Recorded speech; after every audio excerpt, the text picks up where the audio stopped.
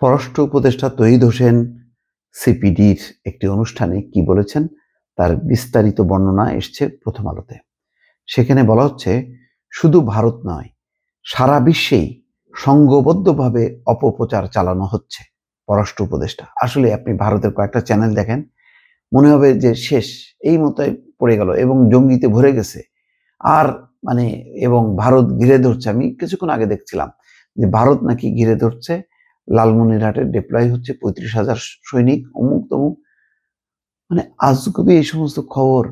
ভারতের মতো দেশে কেউ কোনো প্রতিবাদ করছে না, চলছে অবাধে। অথচ তারা বিজেপির বিরুদ্ধে করুক।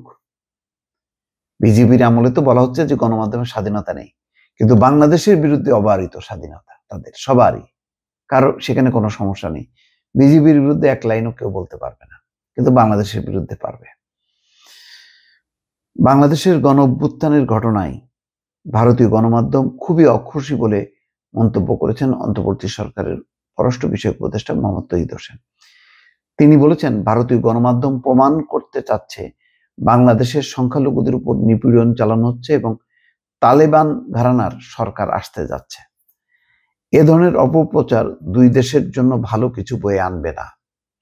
তিনি খুবই ভদ্র ভাষায় কিন্তু সবকিছুই প্রকাশ করছেন, কিন্তু যাদের উদ্দেশ্যে বলছেন তারা তো একেবারে ভদ্রতার মুখোশ খুলে ফেলছে। তারা উলঙ্গ হয়ে নামছে। এখন ভারতের মধ্যেই প্রতিক্রিয়া হচ্ছে যে বাড়াবাড়ি হচ্ছে বাংলাদেশ নিয়ে। বাংলাদেশ একটা আলাদা রাষ্ট্র। রোববার বিকেলে রাজধানীর মহাখালীর ব্র্যাক সেন্টারে সিপিডির এক অনুষ্ঠানে বিশেষ অতিথির বক্তব্যে তিনি এই কথা বলেন। সিপিডির 30 বছর পূর্তি উপলক্ষে এই অনুষ্ঠানের আয়োজন করা হয়। তৌহিদ হোসেন বলছেন যে গণ অভ্যুত্থানের পর বিশৃঙ্খলা অস্থিরতা দেখা দিয়েছিল, তবে সেটা খুব অল্প সময়ের জন্য। খুব দ্রুতই বর্তমান সরকার পরিস্থিতি নিয়ন্ত্রণে আনে। পুলিশ ছাড়াই শিক্ষার্থীদের মাধ্যমে তা সম্ভব হয়েছিল। পরে পুলিশ এলে শিক্ষার্থীরা রাজপথ ছেড়ে দেয়। সেই পরিস্থিতি নিয়ন্ত্রণের পর গত 3.5 মাসে সরকার অনেক কিছু করেছে। পররাষ্ট্র উপদেষ্টা বলছেন, গণ অভ্যুত্থান হওয়ায় গণমাধ্যম, বিশেষ করে ভারতীয় গণমাধ্যম খুবই অখুশি। শুধু ভারত নয়, সারা বিশ্বে এখন সংঘবদ্ধভাবে প্রোপাগান্ডা চালানো হচ্ছে।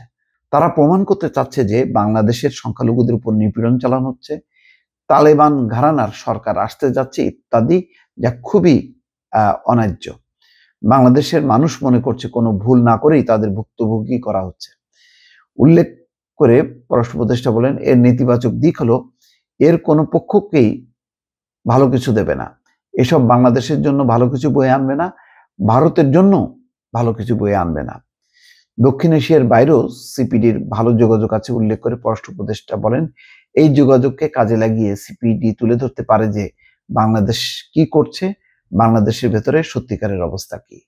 আসলে এগুলি ভারত আর যাই হোক না কেন সিদ্ধান্ত নিয়েছে যে তারা বাংলাদেশের বিরুদ্ধে বক্তব্য রাখবে এবং বাংলাদেশকে যতক্ষণ না পর্যন্ত বাংলাদেশ নতজানু না হয় তাদের দিকে, অথবা বেকায়দা না পড়ে, তারা তাদের অবস্থানটা অব্যাহত রাখবে। দর্শক ভালো থাকবেন। আল্লাহ হাফেজ।